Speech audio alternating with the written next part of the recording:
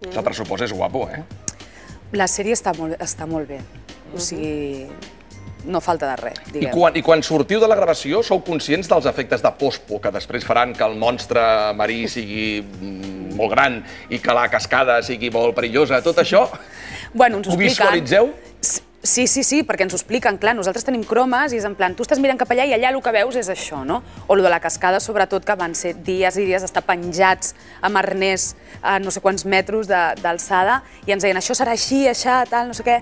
Sí, ens fem una idea, si no seria molt difícil. I no us vau preguntar si no hi havia una altra manera de fer l'escena de la cascada? Jo absolutament, perquè pateixo de vertigen. I sí, clar, jo estava lligada així, mig plorant i dient, però, ¿por qué es necesario?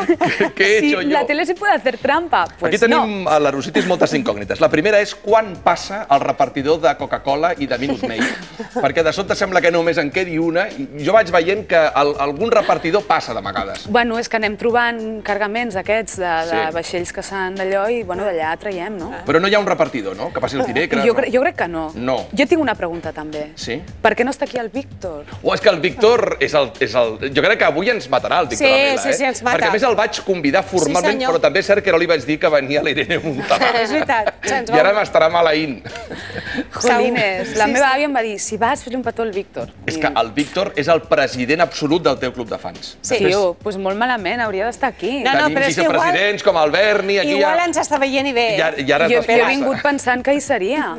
Home, ja estarà content de que diguis això, només, em sembla, eh? No, ho veuràs. Vindrà amb un taxi directament. Ara sí que és cert que per estar desconnectats de la realitat teniu consciència de tot. Per exemple, que s'estrena Fuga de Cerebros 2. Per exemple. Alguna informació us arriba, no? Una inspiració, més aviat, no? No, són petites llicències que estan bé. Hi ha una altra qüestió. No creus que hi ha una obsessió per part, no sé si del director o del realitzador, d'enfocar els pits de les noies? No parlo per tu específicament. A mi no, eh? No, però en general hi ha molts plans focalitzats amb els pits. Sí, amb roba interior... Què voleu? Què puc respondre-us? Jo això no ho pateixo, no, perquè realment no, tampoc, però, bueno, no sé. Ho veuen molt joves, no? I això jo crec que és una mica un... Bueno, están en la edad de mostrarse y de tal, ¿no? No sé. Están ahí con sus ligues, siempre están ahí con sus cosas, sus citas, sus movidas. Això m'encanta perquè passem de vegades del perill més absolut, que sembla que no hi hagi res més l'endemà, a una eufòria total, no?, de nois i noies que ho celebren, i lliguen, i fan festes, i karaokes. Aquesta sensació de passar de 0 a 100 és molt divertida. Tu imagina't que amb les coses tremendes que ens passen en el barco, de cop ens recreéssim amb això. Seria una sèrie hiperdramàtica, no? Jo penso que per part dels guionistes i tal hi ha una aposta molt concreta de dir, bueno, passen aquestes coses, però no deixem que l'espectador només es quedi amb el drama i el perill i la tensió, no? Tu que has fet Herederos i també l'Internado i ara El Barco, quina de les 3 sèries t'ha permès a tu donar més com a actriu? Les 3. Les 3. Les 3. Jo a Herederos va ser una experiència brutal, a més amb la Concha Velasco, amadíssima, i un personatge molt, molt complicat i molt enrevessat, que el vaig disfrutar molt. De tota manera, amb l'Internado m'ho vaig passar bomba i amb El Barco tinc un personatge també que em dona molt de marge, no? Però també és cert que El Barco és més una sèrie de trama i no tant de lluïment d'actor, no? Bueno, la trama mana molt. Mana molt. Mana molt, sí. Sempre estem en una moguda tremenda, no? Sempre passa alguna cosa a vida o muerte. Segurament Herederos sí permetia una mica més, no? Sí. De feina de lluïment. Sí, bueno, era... Sí, eren personatges més complexes, potser, no? I tot això com arriba? Perquè de sobte sembla que siguis el talismà de les sèries i vas encadenant una darrere l'altra, que abans tocaves fusta, no?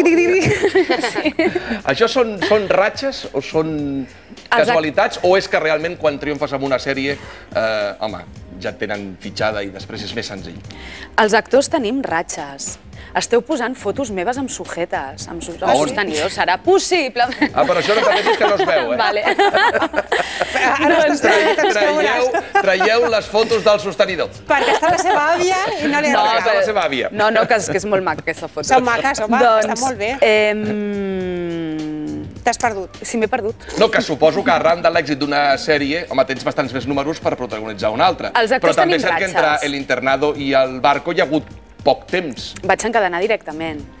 I d'Herederos a Internado també vaig encadenar. els actors tenim ratxes que s'han d'aprofitar i sobretot si són projectes xulos, no? Però són ratxes. No, però també tu no et pots suposo- fiar de que perquè hagis fet unes sèries o una pel·li o el que sigui que funciona superbé, doncs ja tindràs feina sempre, perquè això no és així, la nostra feina no és així. No, i el que està bé és que els directors et puguin veure en diferents papers, que de vegades tendim a Espanya a encasillar els personatges i aquesta persona ha de fer d'això i ja està. Bueno, últimament faig molt de túrbia, no? Sí. Malévola. Sí, de dona tèrbola, però Soy que no buena, cau pero malament. mala, pero mala, pero buena, no? Però això està bé. El Jordi Sánchez ens deia que un dels grans mèrits per ell com a actor és que el personatge de Recio finalment caigués bé, perquè el Recio és un personatge que té tots els defectes del món. O sigui, hauria de ser un personatge odiat. I en canvi pel carrer la gent celebra el personatge de Recio. Això és un gustasso, No, la aleshores, veritat. tu ets una persona dolenta, però una persona dolenta a vegades com a personatge, però que cau bé a la gent. Això és un luxe. A Herederos ho vaig viure amb Mar de Fons, que va ser brutal, vull dir, era la dolenta, i en canvi la gent estava amb mi. I això és una passada. Quan et van preguntar què t'enduries tu de debò a l'Estrella Polar, vas dir gossos, gats, l'àvia, la mare i la parella. Vols dir Perfecte, no falta res, sí. Les dues gosses, els dos gats, la meva àvia, la meva mare i el meu nòvio, perfecte.